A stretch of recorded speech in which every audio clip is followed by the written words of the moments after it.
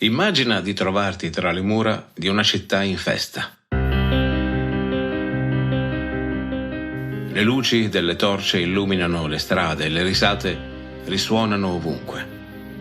Ma mentre i troiani celebrano la fine della guerra, un oscuro presagio aleggia nell'aria.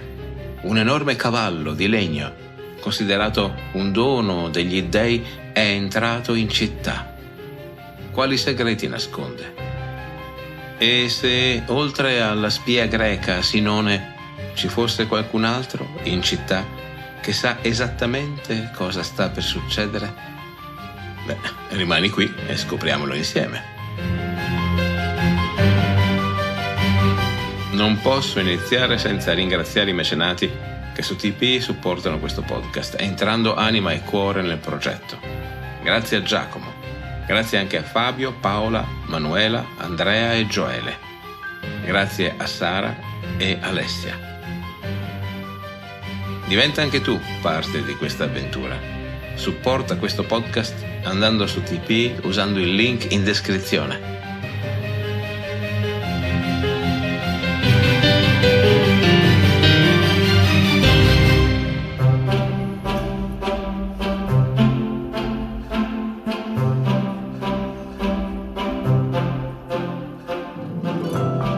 Questo che stai ascoltando è Mitologia, le meravigliose storie del mondo antico. Sono Alessandro Gelain, insegnante di filosofia, psicologia e scienze umane. Se vorrai stare in mia compagnia, ti offrirò le storie più interessanti della mitologia greca e romana. Il mito ha ancora molto da insegnarci e talvolta, come uno specchio, è capace di mostrare meglio a noi stessi quello che siamo. Puntata numero 190. Il cavallo di Troia. Elena e l'ultimo inganno.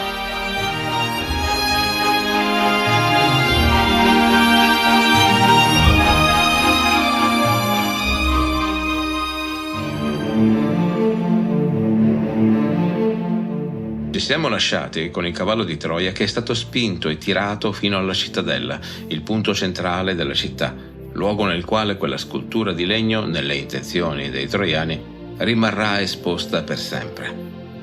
Come tu sai, dentro il cavallo si nasconde un ristretto gruppo di eroi che attende la notte per uscire di soppiatto ed avere la meglio su Troia. Mentre lo trascinavano su per le vie della città, i troiani hanno assistito ad oscuri presagi di morte, ma uno ad uno li hanno ignorati tutti. Il fuoco sotto le vittime dei sacrifici di ringraziamento agli dei continua a spegnersi, come se ci fosse un forte vento o piovesse, ma il cielo è terso e l'aria immobile.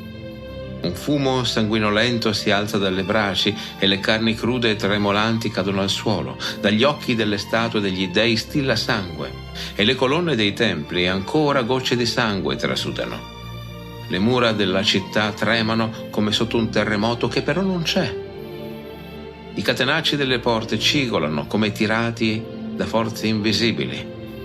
Uccelli neri e schiamazzanti volano sfiorando le teste degli uomini e sebbene non ci sia una nube, al calar della sera non si riesce a vedere alcuna stella nel cielo sopra la città. L'olivo sacro nel tempio di Apollo, rigoglioso all'alba, ora si è inspiegabilmente seccato, ma nessuno dà peso alla cosa. Questo particolare è incredibile, in quanto l'olivo è sempre stato simbolo di pace e prosperità e il suo appassire non può che essere interpretato come la fine imminente della pace e della prosperità per Troia. Per non parlare di come l'olivo sia la pianta di Apollo, protettore della città. Possibile che nessun troiano percepisca il pericolo? Questi e decine di altri prodigi, infatti, paiono voler avvisare i troiani dell'imminente sciagura, ma nessun abitante della città si lascia prendere il cuore dallo sgomento. È opera delle Chere, le divinità della morte violenta. Sono costoro che oscurano la mente dei troiani. Esse li conducono a banchettare e ad ubriacarsi, in modo che così, male conciati e istupiditi, potranno facilmente essere fatti a pezzi dagli argivi.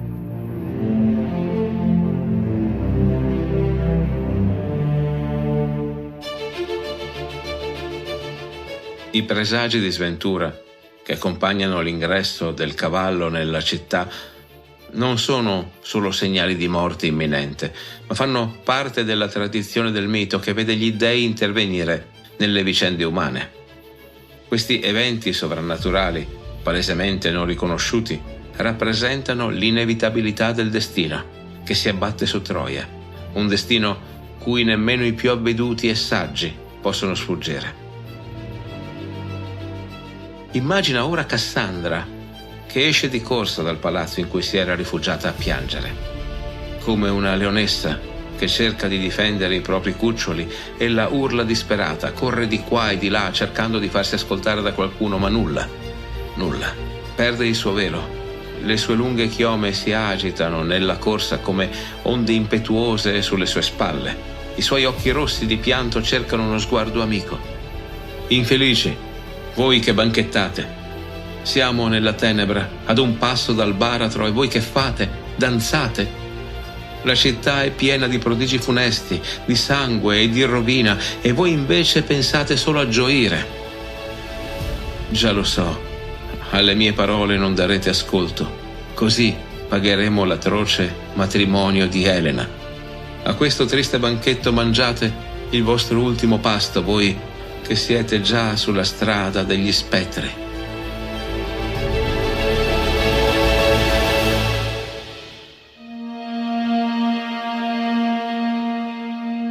Cassandra, come abbiamo già visto, è una figura tragica e solitaria. La sua maledizione è di vedere il futuro senza essere creduta. Questo la rende incapace di salvare la sua città, nonostante conosca il destino che la attende. Le sue visioni, che come hai sentito sono intrise di dettagli macabri e angoscianti, la isolano ulteriormente dai suoi concittadini, che la vedono come una pazza o una portatrice di sventure. E infatti un nobile troiano già ubriaco così la apostrofa: Principessa, perché ora, folle, ci disturbi con le tue vane parole? Nemmeno il tuo casto pudore riesce a trattenerti? Parli troppo di sventura e così tutti ti disprezzano. Vai alla malora, rovescia le tue funeste profezie sugli argivi che ora navigano sul mare e su te stessa, che se continuerai a pronunciare luttuose parole, un dolore peggiore di quello che è toccato all'Aocoonte ti coglierà. Allontanati dalla nostra vista, lasciaci festeggiare questo dono degli dei immortali.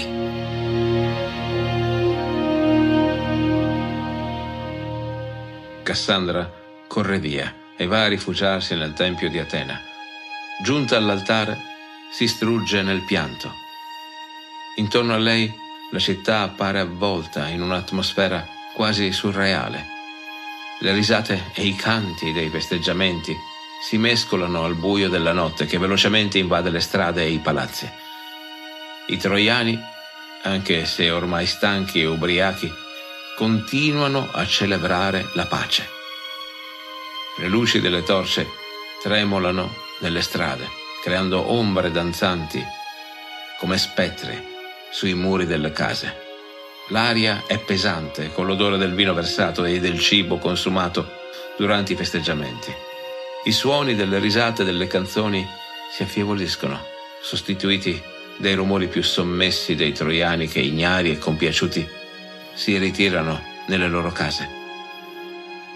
La notte è giunta e pian piano tutti si accasciano, sazi o ubriachi, abbandonandosi al sonno dove si trovano. È stata una lunga giornata di celebrazioni. Poche persone si aggirano per le vie, e tra queste ci sono anche Deifobo e la sua nuova sposa, Elena di Sparta.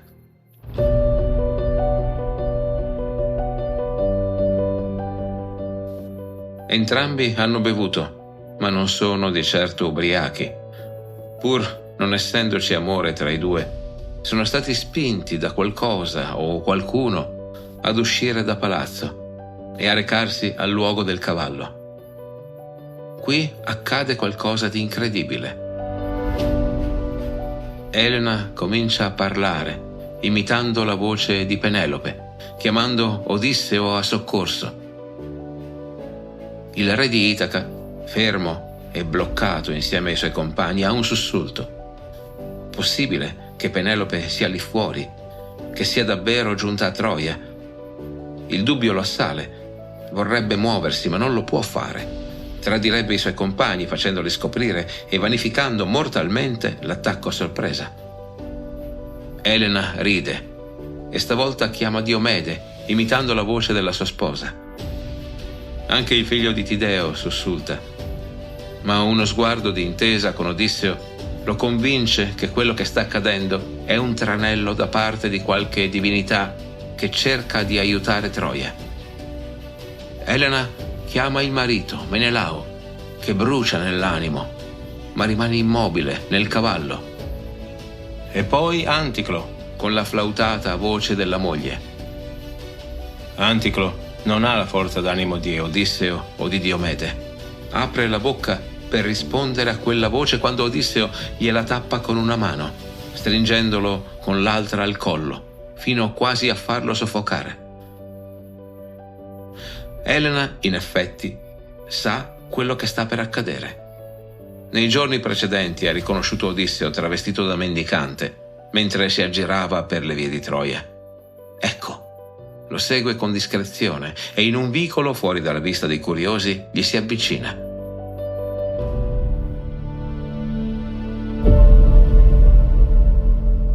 Sulle prime Odisseo cerca di dissimulare la propria identità, ma l'occhio acuto della bella Elena non si lascia ingannare. Lei gli chiede cosa stia realmente accadendo in quegli incontri di pace che si sono aperti. Vuole sapere se c'è per lei possibilità di tornare a Sparta o se è il caso di fuggire da Troia, che, lei lo sa, lo sente, è destinata a cadere. Odisseo la rassicura, confermandole che quel parlamentare è solo una facciata e che si sta preparando qualcosa che porterà alla distruzione totale della città di Priamo.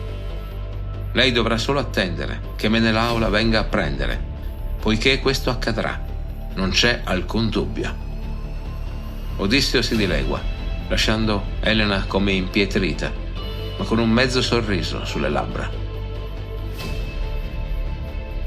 Quando diversi giorni dopo Elena vede che gli Achei hanno abbandonato le rive di Troia, lasciando sulla spiaggia un enorme cavallo di legno, capisce immediatamente di cosa si tratta. Torniamo a questa notte maledetta. Vediamo la regina di Sparta muoversi con una sicurezza disarmante. Ella è consapevole del ruolo ambiguo che sta giocando nella caduta di Troia. Le sue parole e le sue azioni, apparentemente casuali, sono in realtà calcolate per mantenere il pieno controllo sulla situazione, mentre il suo cuore resta un mistero insondabile, anche per chi le sta più vicino.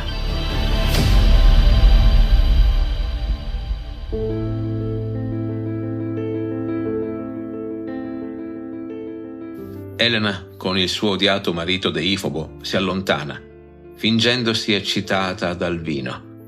Gli dice a chiare lettere di volersi ritirare nelle camere regali con lui e ride in modo argentino, consapevole che Menelao, nascosto all'interno del cavallo, ode tutto ma non può fare nulla.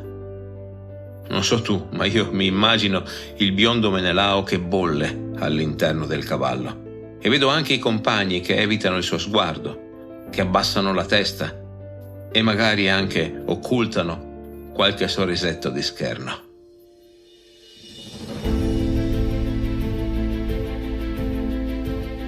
Perché Elena agisce così? Quale piano ha in mente?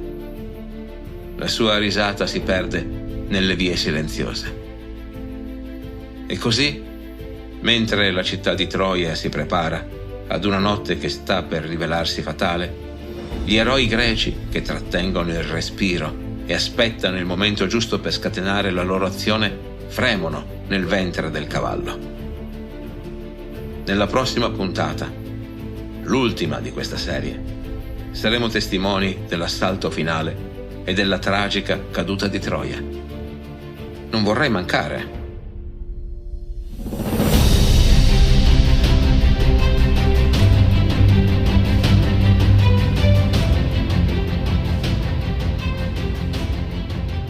Fatti sentire. La tua opinione è l'arma segreta di questo podcast. Se questo episodio ti ha fatto vibrare le corde dell'anima, fammelo sapere con un commento ed un like. Ma non fermarti qui. Condividi questo episodio con i tuoi amici. Condividere è il modo più potente e sincero per far crescere il nostro canale. E se vuoi essere sempre aggiornato sui nuovi episodi, iscriviti. Così sarai sempre avvisato ad una nuova uscita. Questo progetto non è solo mio, è tuo.